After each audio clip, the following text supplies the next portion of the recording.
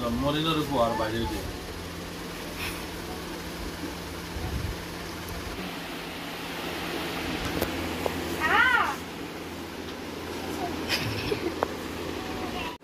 মা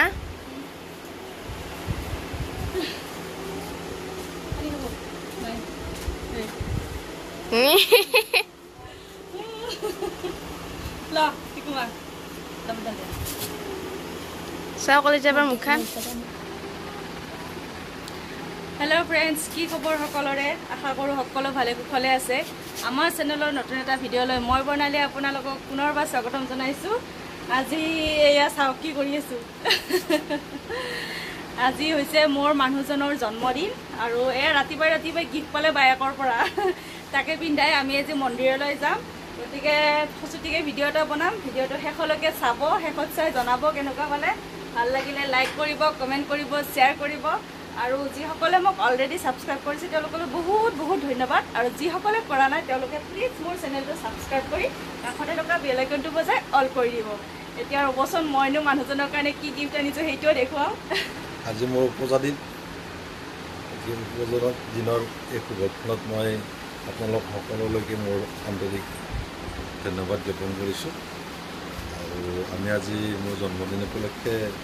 বহুত ডাঙৰ প্ৰগ্ৰেম একো কৰা নাই মানে মন্দিৰ এটাত যাওঁ আমি মন্দিৰ এটাত যাই অকণমান শৰাই আগবঢ়াম ভগৱানৰ ওচৰত হাত তোলাম ভগৱানৰ আশীৰ্বাদৰ লগে লগে আপোনালোকৰ যেন মোক জন্মদিনত আশীৰ্বাদ দিয়ে তাৰে মই কামনা কৰিম আৰু এয়া হৈছে মোৰ gift happy birthday thank you চাওক খুলি ৱাহ কেনেকুৱা লাগিছে দেখাম জানো দেখুৱাই দিয়ক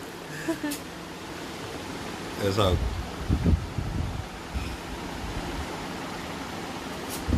মোৰ জন্মদিনত কিমান ডাঙৰ উপহাৰ দিছিলে চাওক এয়া হ'ল আমাৰ মা বেটিৰ ছাৰপ্ৰাইজ মা বেটিৰ ছাৰপ্ৰাইজ আৰু এইফালে এইজনক চাওকচোন এই কাম কৰি আছে এয়া চাওক এয়া কাম কৰি আছে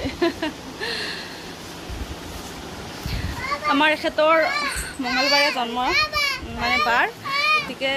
হনুমানে এখেতক মানে বহুত ক্ষেত্ৰত ধৰক সহায় কৰি আছে সেইকাৰণে মই ভাবিলোঁ তেওঁক মানে মই এটা হনুমানৰ মূৰ্তি এটা গিফ্ট কৰোঁ কেনেকুৱা লাগিলে জনাব আৰু ভিডিঅ'টো শেষলৈকে চাই থাকক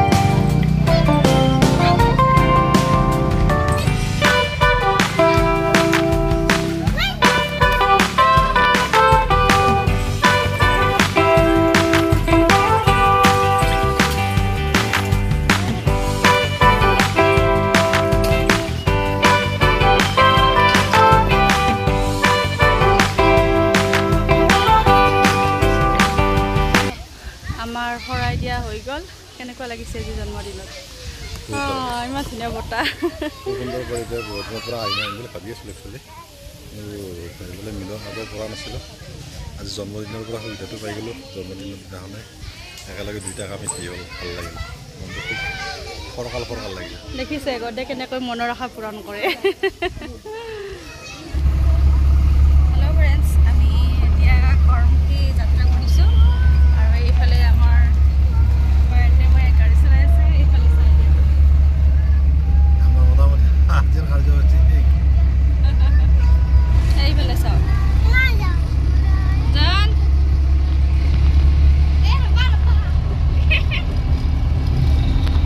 কি হৈছে ৰে দেউতা কি হৈছে এনেকৈ আছে চাওকচোন তুমি ইমান দিগদাৰ দিয়া ন তোমাক মই ঘৰত থৈ আহিম বিৰজিতৰ লগত ঘৰত থৈ আহিম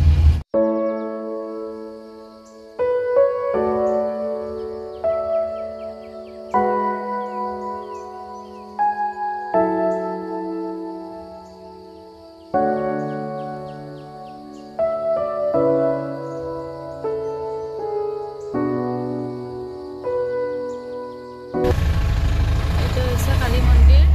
আৰু যে এইখন দলং দেখিছে এই যে আপোনালোকক কালী মন্দিৰটো দেখালোঁ সেই অশ দলংখনৰ পৰা মাঘৰ মাহৰ উৰুকাৰ দিনা ৰাতি এখন গাড়ীত এটা পৰিয়াল আছিল চাৰিজনীয়া এই চাৰিজনীয়া পৰিয়াল সেই দলংখনৰ পৰা তলত পৰি সেই যি পৰিল আৰু তেওঁলোকে আৰু উঠি আহিবলৈ নোৱাৰিলে মানে তেওঁলোক মানে মৃত্যুমুখত পৰিল সেইকাৰণে সেই মৃত্যুৰ পিছত তাত কালী মন্দিৰটো স্থাপন হ'ল ন সেই মৃত্যুৰ পিছত তাত কালী মন্দিৰটো স্থাপন কৰা হ'ল গতিকে আপোনালোককো দেখুৱাই দিলোঁ আমি আজি যিখন থানলৈ আহিছিলোঁ সেই থানখনৰ মূল বৈশিষ্ট্য এটা আছে তাৰ মানে যিবিলাক ধৰক সৰু ল'ৰা ছোৱালীৰ মাত নুফুটে বহুত মানে ল'ৰা ছোৱালী বহুত ডাঙৰলৈ কিছুমানৰ মাত নুফুটে এই থানখনত যদি আখৈ মানে দি সেৱা কৰা হয় তেতিয়াহ'লে ল'ৰা ছোৱালীবিলাকৰ মাত ফুটে বুলি এটা বৈশিষ্ট্য আছে ইয়াৰ মই বিশেষ ভালকৈ নাজানো কিন্তু মোৰ হাজবেণ্ডে জানে তেখেতৰ মানে বহুত এটা ইচ্ছা আছিল এই থানখনলৈ অহাৰ বহু দিনৰ পৰা কৈ আছে যাম দিয়া থানখনত যাম দিয়া কিন্তু মানে সময় সুবিধা মিলি অহা নাছিল আজি মানে তেখেতৰ জন্মদিনৰ দিনা ভগৱানে মানে সময়টো মিলালে থানখনৰ বিষয়ে অকণমান কৈ দিওঁ আপুনি লাগিল আগতেও কৈছোঁ বহুত দিনৰ পৰা আহিম বুলি ভাবি আছিলোঁ এনেই বহুত দিন আহিছোঁ কিন্তু নিজে শৰাই লৈ তেনেকৈ হোৱা নাছিলোঁ আজি মোৰ জন্মদিনৰ দিনাই সৌভাগ্য মিলিল অকণমান শৰাই লৈ আজি থানলৈ আহিলোঁ আৰু থানখনত মিছেছে ক'লে ইতিমধ্যে একচুৱেলি থানখনৰ প্ৰধান মাহাত্য হৈছে সেইটো যিবিলাক ল'ৰা ছোৱালীয়ে মানে সৰুতে মাত নুফুটে বা দেৰিকৈ মাত ফুটে সেইসকলৰ ইয়াত শৰাই আগবঢ়াই পেলাই আখৈ দিয়ে আৰু সেই আখৈ দিয়াৰ বিনিময়ত সোনকালে মাত ফুটে বুলি এটা লোকপ্ৰবাদ আছে আৰু সেই বিশ্বাসটো সকলোৱে কৰে এইযোৰক চাওকচোন গান্ধী কিয় আছে গম পাইছেনে তাক হোটেল লাগে হোটেল দেখিলে মানে সি এনেকুৱা কৰে গতিকে থানখনলৈ আহিলে